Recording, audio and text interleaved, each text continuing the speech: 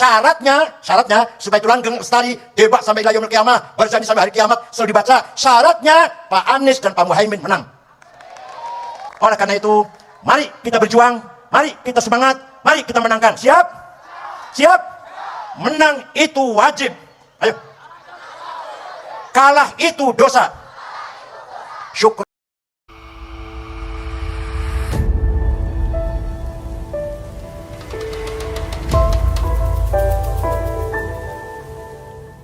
Assalamualaikum warahmatullahi wabarakatuh.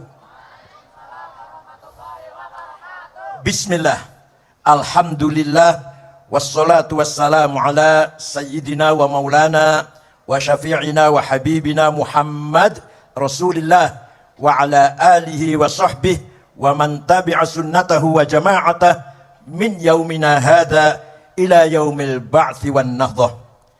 Ashab al-fadilah, hadratil muhtaramin, sadatil ulama, ashab al-ma'ahid, ashab at-turuqis sufiyah al-mu'tabarah an-nahdiyah, al-mukarram Gus Yusuf Khudari a'azzahullah bi'izzih wa akramahu bikaramih, al-mukarram Kiai Haji Zamzami Mahrus Ali Musyrif Ma'had Lirboyo ayyadahullah bita'yidih, al-mukarram Kiai Badawi Bashir, al-mukarram keluarga besar pesantren API a'azzahumullah, dan yang saya banggakan insyaallah Presiden Indonesia tahun 2024 Profesor Dr. As-Sayyid Anies Baswedan, cucu pahlawan nasional Abdurrahman Baswedan, asli Kuningan Cirebon. Kalau saya Cirebon, beliau Kuningan Cirebon. Al-Mukarram yang saya banggakan, pahlawan santri, mantan tetangga saya. Yang saya hormati Dr. Gus Abdul Muhaimin Iskandar, insya Allah Wakil Presiden tahun 2004-2029. Sadati wa sayyidati anisati ashabi wa zumalai abnai wa banati ayyuhal hudur. Alhamdulillah, malam hari ini saya bersama-sama bapak-bapak, ibu-ibu, anak-anak santri merayakan Hari Santri Nasional yang ke-9. Ringkas cerita, Indonesia diproklamirkan merdeka tanggal 17 Agustus 1945. Baru 1,5 bulan ada berita bahwa tentara Inggris, namanya NICA, Netherlands Indies Civil Administration, dipimpin oleh Brigjen Malabi, mau datang ke Indonesia yang tujuannya akan memulangkan tentara-tentara Belanda yang ada di dalam penjara, yang dipenjara oleh Jepang. Jadi masih banyak tentara Belanda di dalam penjara yang dipenjara oleh Jepang. Ternyata membawa senjata berat, membawa pesawat tempur, alat perang berat. Maka Presiden Bung Karno, Wakil Presiden Muhammad Hatta, Jenderal Sudirman berunding, gimana ini? Ya dilawan, kita lawan. Yang lawan siapa? Tentara. Waduh, tentara masih capek, baru istirahat 1,5 bulan. Sulit untuk dikerahkan lagi untuk melakukan peperangan lagi. Terus gimana? Dikeroyok saja, intifadah bahasa Arabnya. Ya apa? Intifadah. Kerahkan rakyat dengan apa adanya senjata, mau ketepel, mau kayu, mau bata, mau batu, namanya intifadah namanya. Bukan perang, bukan. Kalau perang harus seimbang, ini enggak seimbang. Oke, itu baik, pemikiran sangat baik. Tapi yang bisa mengerahkan rakyat agar melakukan intifadah, yang didengar oleh rakyat perintahnya agar melakukan intifadah, siapa? Setelah dipikir, tidak ada lain adalah Hadratus Syekh Kiai Haji Hasyim Asy'ari. Maka Bung Karno, Pak Hatta, Jenderal Sudirman mengutus orang menghadap Hadratus Syekh Kiai Haji Hasyim Asy'ari di Tebuireng, Jombang. Saya diutus oleh Presiden, Wakil Presiden, dan Panglima Besar bertanya kepada Kiai, minta fatwa kepada Kiai. Hukumnya membela tanah air. Apa hukumnya? Ngerti tanah air enggak? Ngerti enggak tanah air? Lemah karo banyu. Bukan bela agama, bela apa? Tanah air. Maka Kiai Hasyim Asy'ari mengumpulkan kiai-kiai se-Nusantara, yang terjangkau lah, Dari Palembang Kiai Kamil Soleh, dari Menes Banten Kiai Abdurrahman, dari Bogor Ajengan Pagentongan, dari Betawi Guru Marzuki, dari Cirebon Kiai Abbas, Kiai Satori Al-Jayunangun, Kiai Abbas Buntet, Kiai Satori Al-Jayunangun, Kiai Amin Babakan Ciwaringin, dari Semarang Kiai Ridwan, dari Lasem Kiai Maksum, dari Kudus Raden Asnawi Kudus, Raden Asnawi Sepuh, dari Cepuh Kiai Ihsan, dari Jember Kiai Ahmad Siddiq, Mahfud Siddiq, dari Lombok Kiai Faisal, Kiai Hasun dari Lombok Tengah. Kumpul di Tebuireng 2 hari 2 malam rapat musyawarah.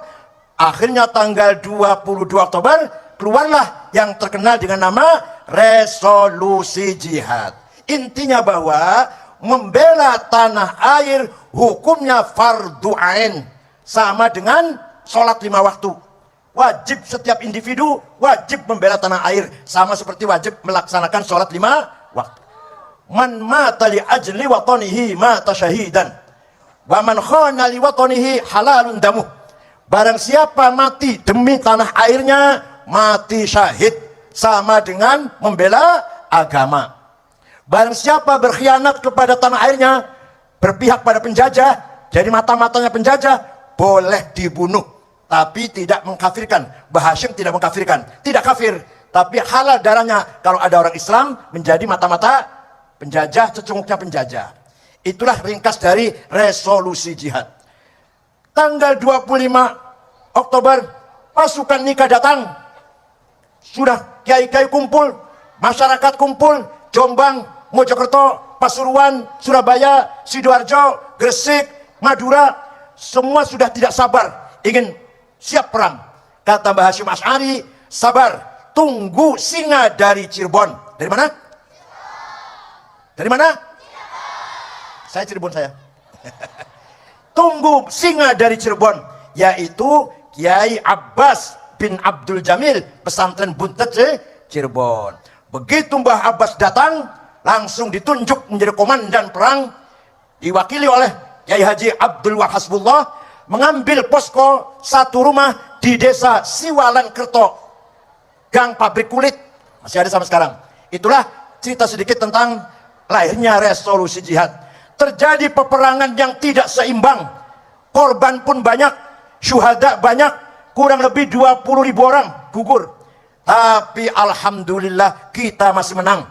Di hari tanggal 10 November, pimpinan komandan nikah Brigjen Malabi dari Inggris, mobilnya meledak.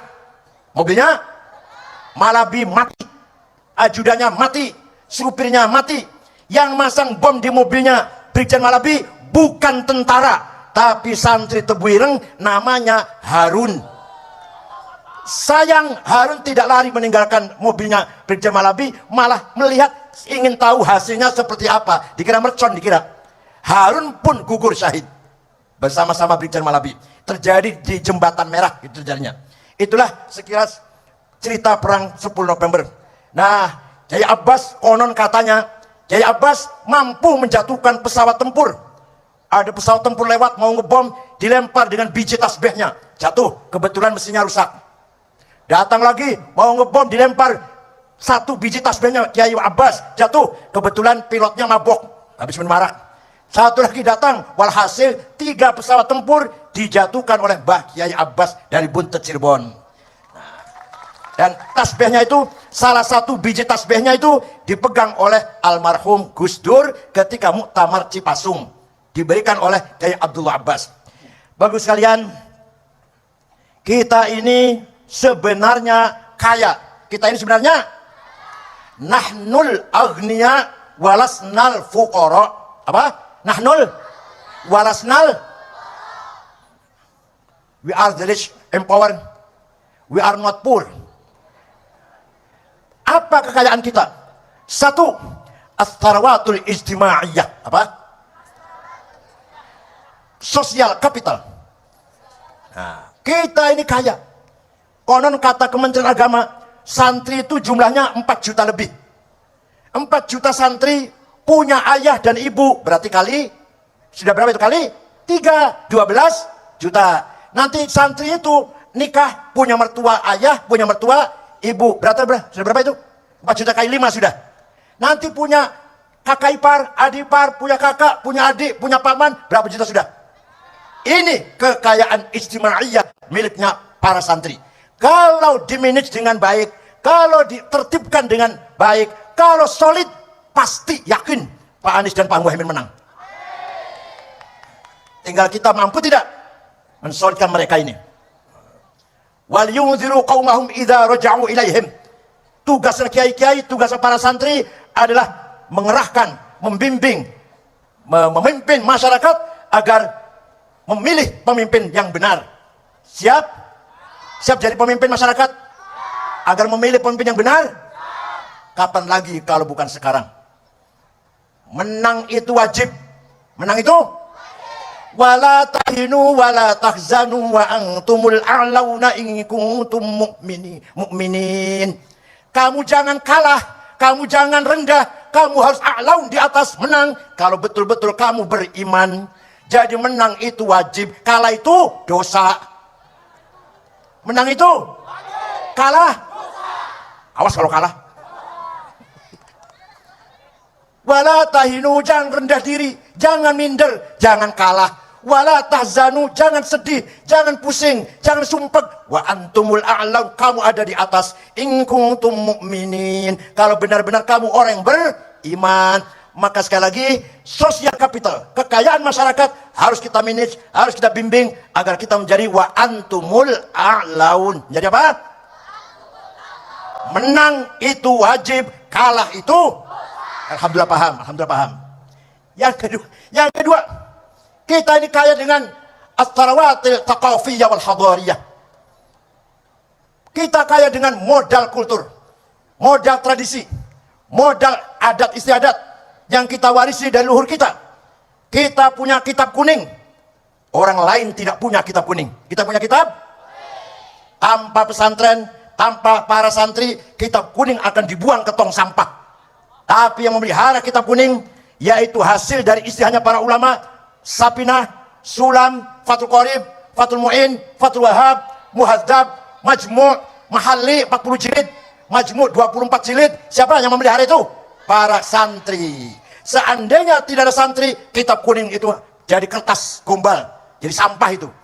Oleh karena itu, alhamdulillah kita kaya dengan thaqafah dan hadarah. Belum lagi ditambah dengan tradisi kita. Maulid Nabi, semarak di setiap desa, berkat ada santri. Kalau nggak ada santri, Maulid Nabi dianggap bid'ah. Isra Mi'raj, semarak. Malam Jumat, baca berjanji. Akekah, baca berjanji. Rumah bagus, rumah jadi, baca berjanji. Apalagi naik pangkat, baca. Anaknya lulus, baca. Ya Allah, tiap malam Jumat.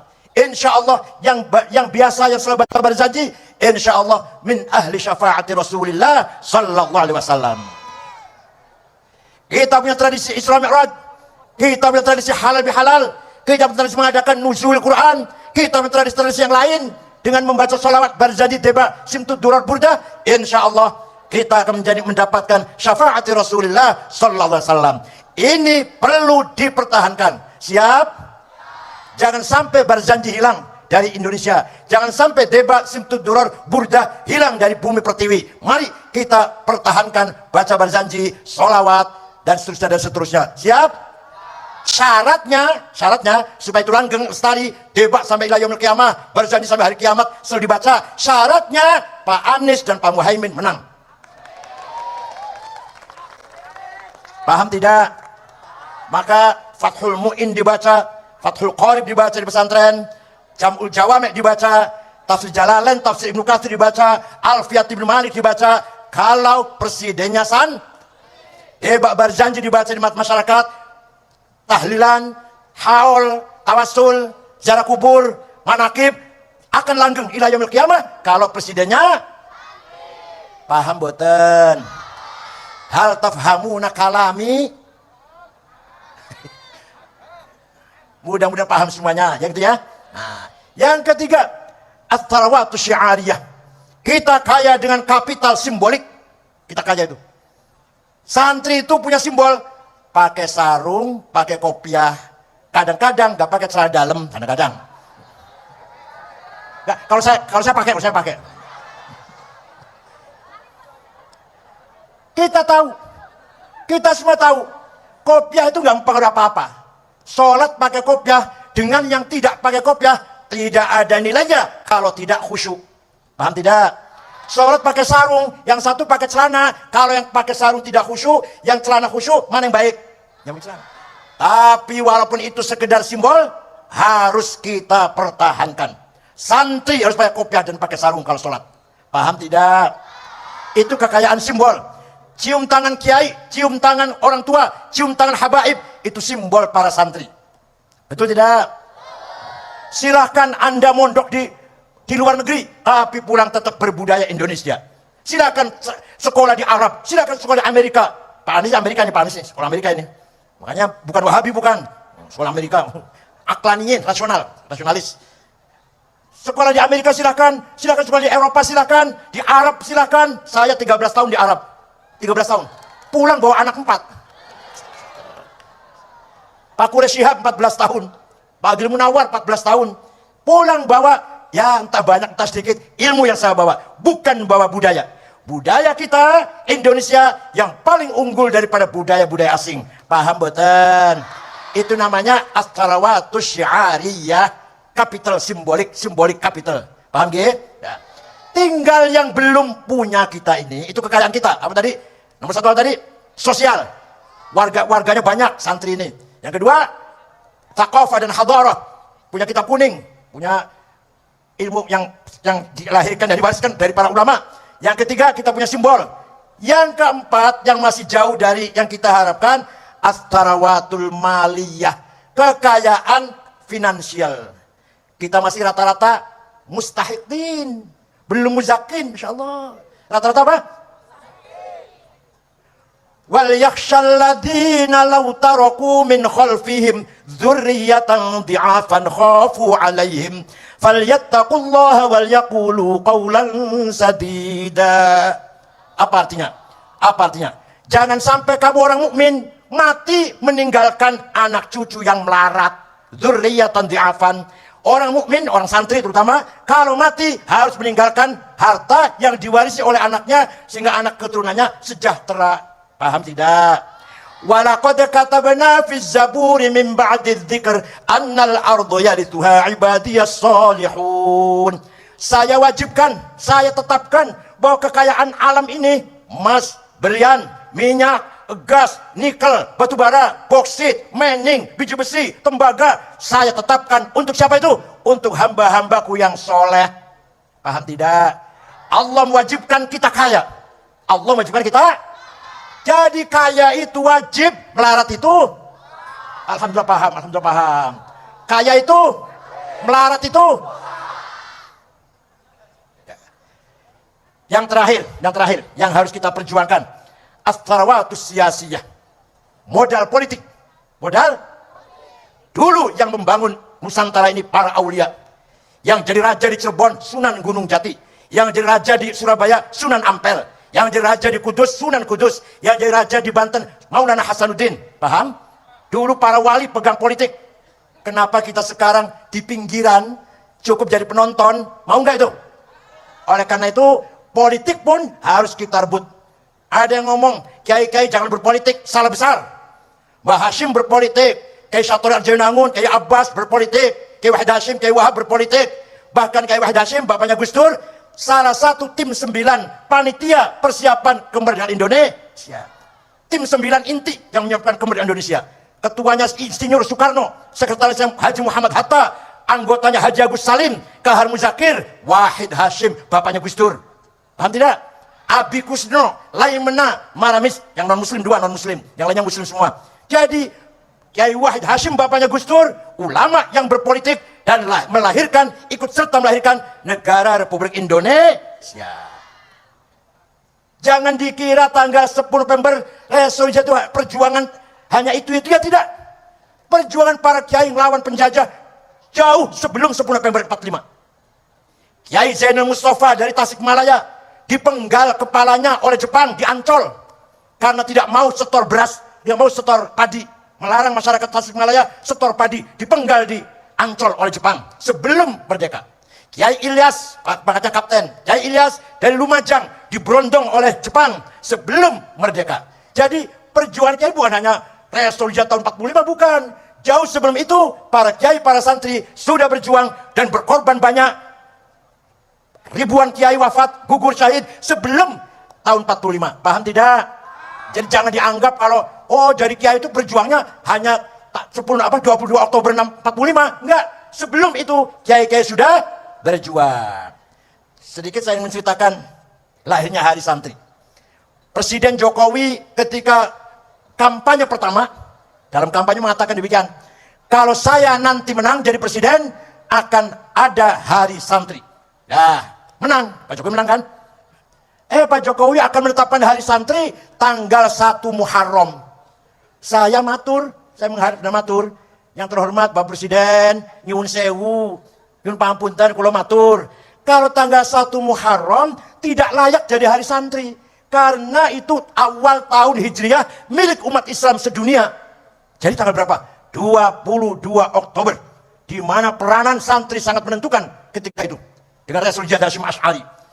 Pak Jokowi perintah Menteri Agama Pak Lukman Saifuddin agar mengadakan diskusi di Hotel Salak Bogor. Narasumbernya Profesor Azimardi Azra, Dr. Abdullah Sarwani, saya sendiri, dan Direktur Pesantren Al-Idrus. Semua ormas diundang. Keputusannya hasil FGD itu jam 9 malam, semua ormas Islam termasuk sahabat saya, Bapak Hidayat Nur Wahid, pimpinan PKS, setuju tanggal 2 Oktober jadi Hari Santri waktu itu.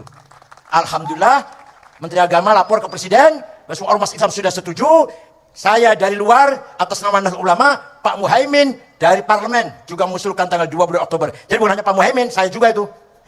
Dikira Pak Muhaimin apa? Saya itu yang saya dan Pak Muhaimin berdua lah. Saya dari NU, Pak Muhaimin dari PKB. Alhamdulillah, kepres keluar. Ndilalah, Ndilalah, nomor kepresnya itu 22. Tanggal Hijriah 9 Muharram. Coba bintang 9 nomor 22 pas warisan nomor tanggal 22.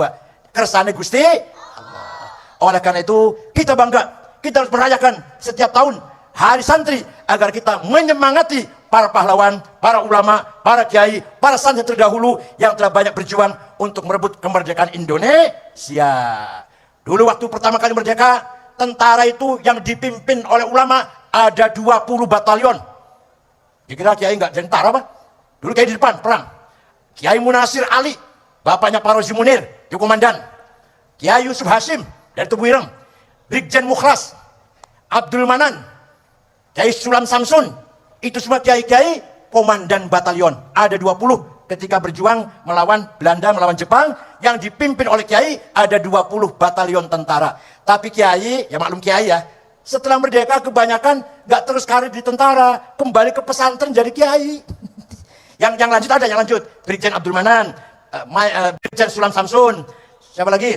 Ada lagi Brigjen Mukhlas, itu yang terus. Yang kiai yang lain meletakkan senjata, kembali mimpin pesantren. Oleh karena itu banyak sekali jenderal yang bukan kiai, karena kiainya nggak terus karir tentaranya, kembali mimpin pesantren.